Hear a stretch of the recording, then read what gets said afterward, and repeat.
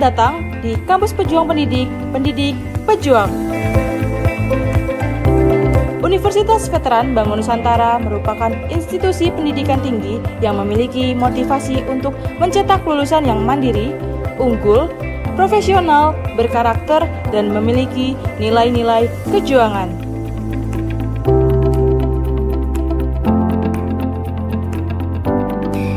Saya Rektor Universitas Veteran Bangun Nusantara, Profesor Dr. Farida Nugrahani Magister Humaniora. Misi Universitas Veteran Bangun Nusantara adalah terwujudnya universitas yang unggul, berkarakter, mandiri, dan memiliki nilai-nilai kejuangan.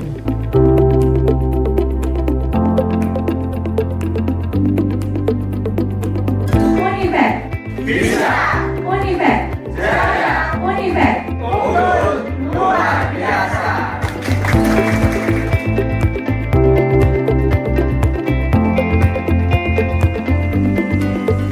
Kampus Universitas Veteran Bangun Nusantara terdiri dari 6 fakultas unggulan dan 1 program pasca sarjana. Univet Bantara memiliki peringkat ke-97 antar perguruan tinggi se-Indonesia, dilansir melalui website EduRank.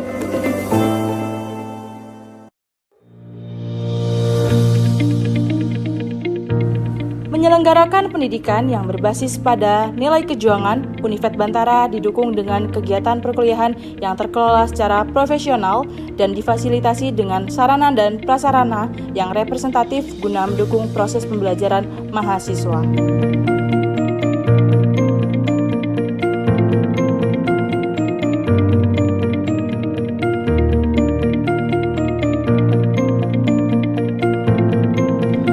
Univet Bantara secara intens melaksanakan penelitian guna menunjang pengembangan iptek dan sosial budaya sekaligus sebagai wadah untuk memberikan kompetensi serta keahlian khusus untuk mahasiswa dalam menyongsong masa depan yang penuh dengan tantangan.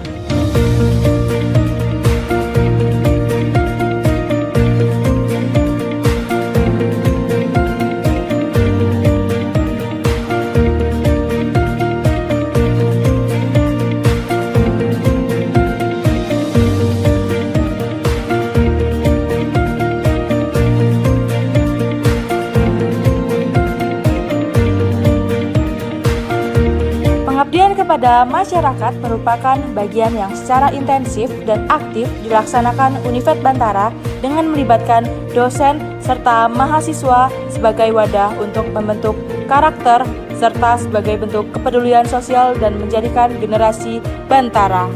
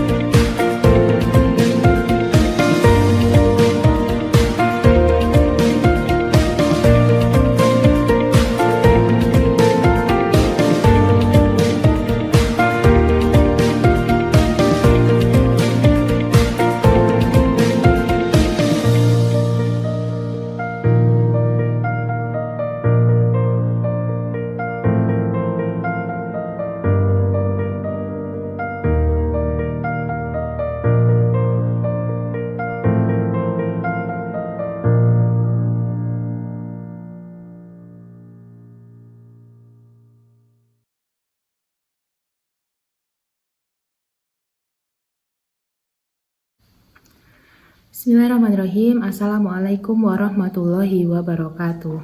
Yang terhormat Ibu Profesor Dr. Farida Nugrahani, Magister Humaniora, selaku Rektor Universitas Veteran Bangun Nusantara.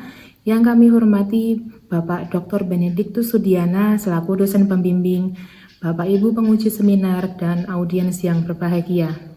Izinkan saya untuk memperkenalkan diri. Saya Desti Ediani dari PPG Prajabatan Angkatan 1 tahun 2024 dengan NIM 2323520014 dari program studi Pendidikan Guru Sekolah Dasar. Pada kesempatan kali ini, izinkan saya memaparkan hasil refleksi dari selama mengikuti perkuliahan PPG Prajabatan yang terangkum dalam seminar pendidikan profesi guru ini, mengenai media pembelajaran dalam peningkatan minat dan hasil belajar peserta didik. Bapak Ibu yang terhormat, isi pembahasan yang akan saya paparkan dalam video ini antara lain yang pertama adalah identifikasi diri, yang kedua refleksi pengalaman belajar, yang ketiga desain pembelajaran, dan yang keempat adalah artefak.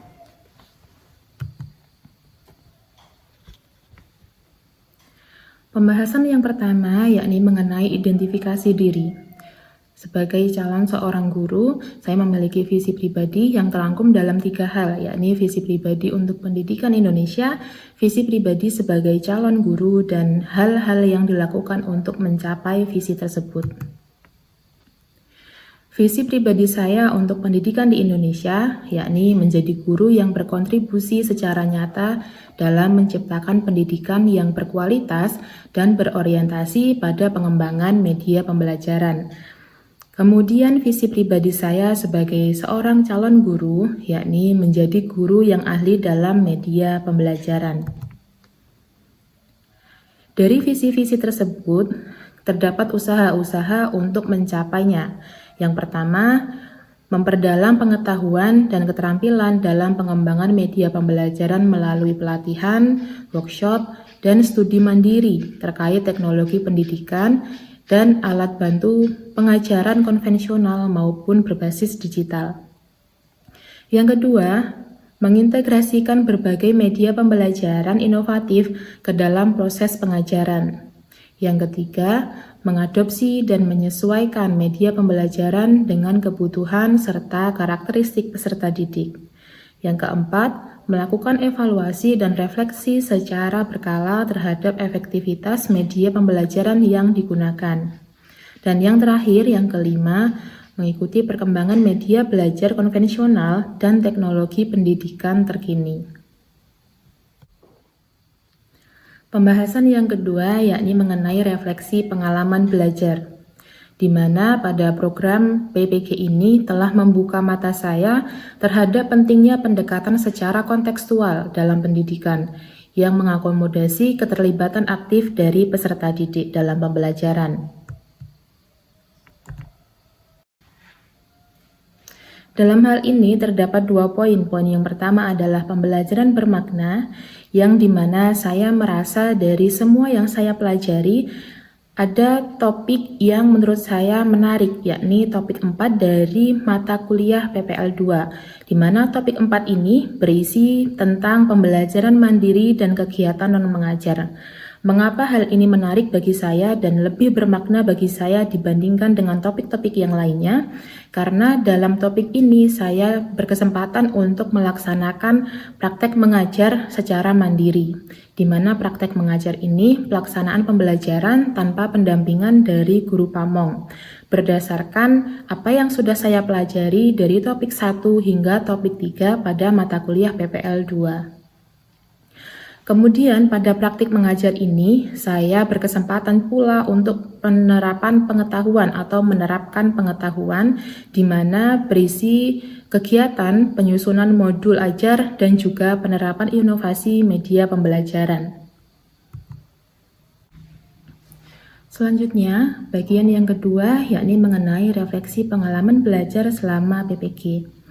Setelah mengikuti serangkaian refleksi pengalaman belajar pada mata kuliah seminar pendidikan profesi guru, saya mendapatkan beberapa poin penting. Yang pertama yakni mengenai perubahan. Pendidikan di Indonesia harus mengalami perubahan ke arah yang lebih baik. Yang kedua, yakni keterlibatan peserta didik. Keterlibatan peserta didik akan memunculkan suasana kompetisi yang positif sehingga berdampak pada minat belajar mereka untuk jangka panjang.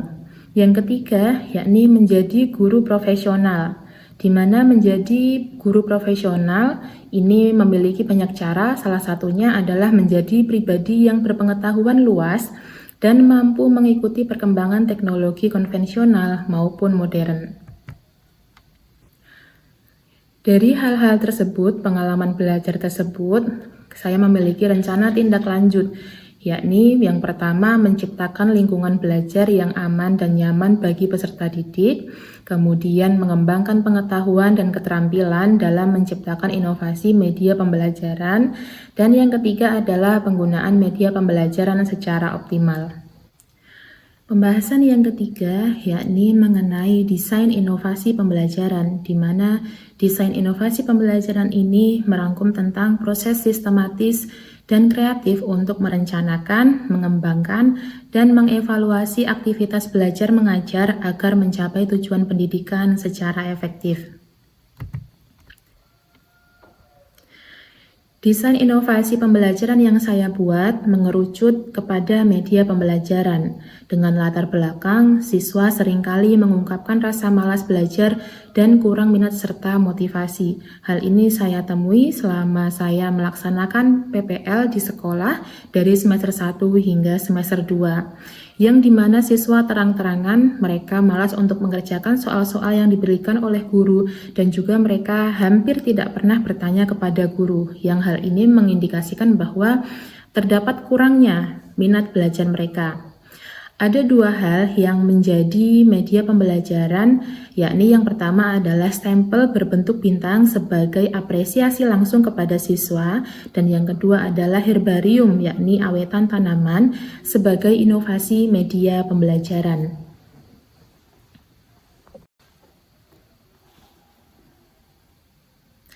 Penggunaan media dalam proses pembelajaran saya muat dalam modul ajar. Dari modul ajar tersebut, saya rangkum menjadi 3 poin penting, yakni tujuan, proses, dan manfaat. Tujuan dari penggunaan stempel berbentuk bintang untuk meningkatkan minat belajar siswa melalui apresiasi langsung. Kemudian pada prosesnya, setiap siswa yang berhasil menjawab pertanyaan dengan benar akan mendapatkan stempel berbentuk bintang. Di akhir pembelajaran, siswa yang memperoleh atau mengumpulkan bintang terbanyak akan mendapatkan hadiah. Dan yang terakhir, manfaat dari penggunaan media pembelajaran ini untuk menciptakan suasana pembelajaran yang lebih interaktif dan menarik, sehingga memacu semangat kompetitif yang positif. Berikut adalah dokumentasi penggunaan stempel bintang di mana Nela Ramadhani, siswi kelas 4, berhasil mengumpulkan stempel bintang terbanyak di kelas dan mendapatkan reward sebagai apresiasi langsung. Kemudian 3 poin penting yang saya rangkum dari modul ajar pada penggunaan herbarium. Yang pertama mengenai tujuan untuk membuat pembelajaran lebih kontekstual dan mudah dipahami. Dalam prosesnya, herbarium digunakan sebagai alat peraga dengan bahan utama tanaman yang ada di lingkungan sekitar. Siswa diberikan ruang untuk terlibat aktif dalam pengamatan bagian tubuh tumbuhan melalui herbarium.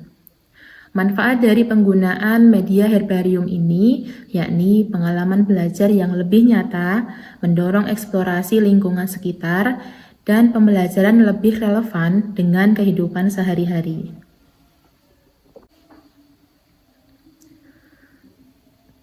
Berikut adalah dokumentasi dari penggunaan media pembelajaran herbarium, di mana antusias para siswa sangat terlihat dalam mempelajari materi bagian tubuh tumbuhan dengan media ini.